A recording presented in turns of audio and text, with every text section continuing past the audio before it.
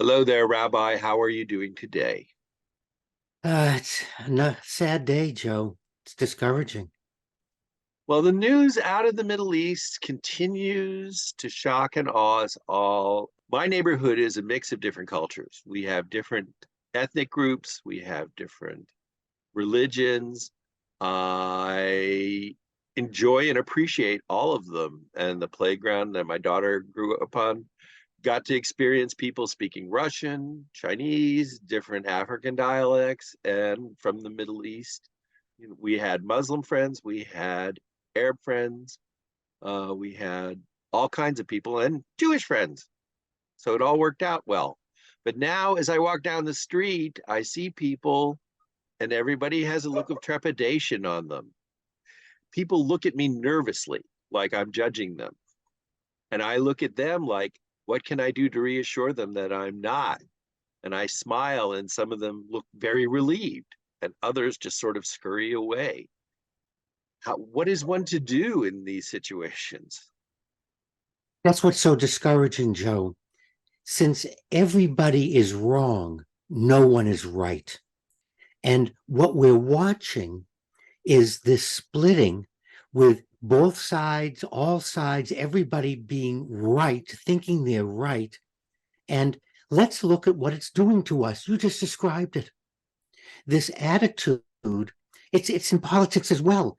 It's in the House of Representatives. It's in the Senate. It's in the race for the president of the United States. I'm right.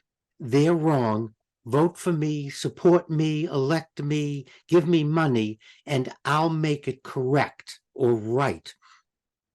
I offer what's going on in the Middle East as proof that extremes don't work. We're watching what happens.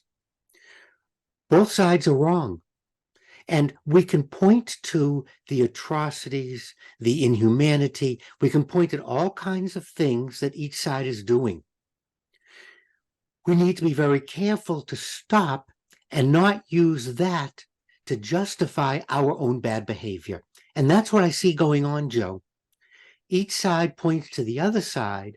Look at what they did to us. Therefore, I'm right in doing what I'm doing. Then the other side says, look at what they are doing, therefore I'm right in what I'm doing. I don't know how we blow the whistle or stop it and send everyone to a neutral corner. However, in our neighborhoods, we can do that.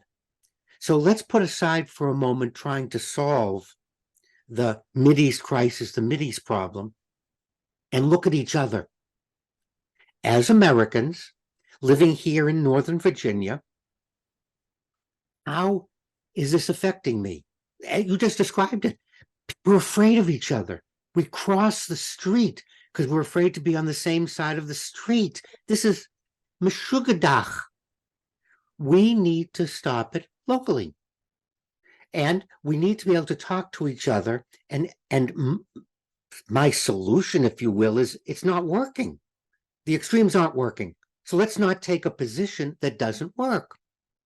Let's agree that things are out of control and a mess, and we're still friends. And let's talk to each other as human beings, created in the image of God.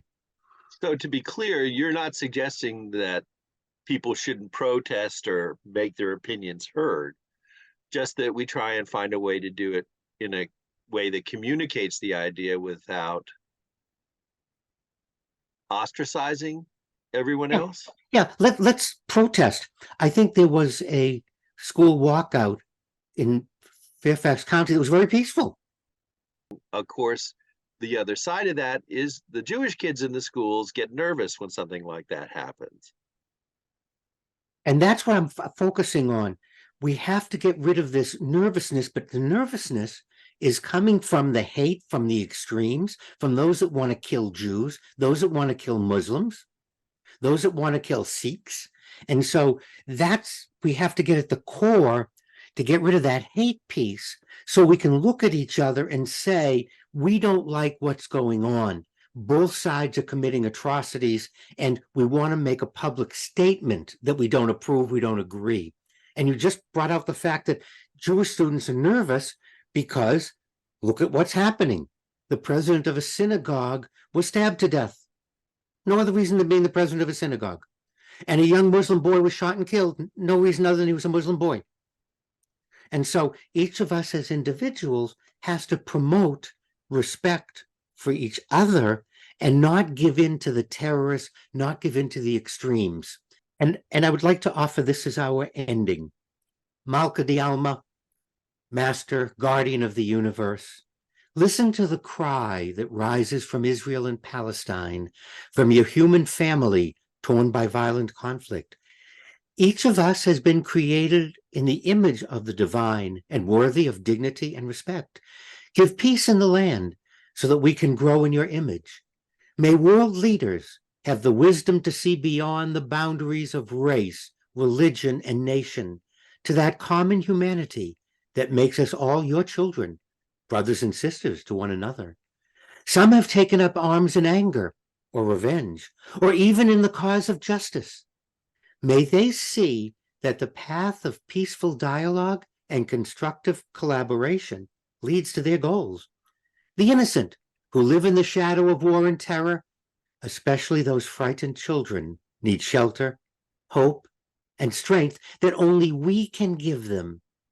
Rabbanu Shel Olam, Guardian of the Universe, spread your wings of healing over the victims of cruelty and open wide your arms and enfold them all in the embrace of your compassion and healing. The need is great and the hour is short. Amen. Amen.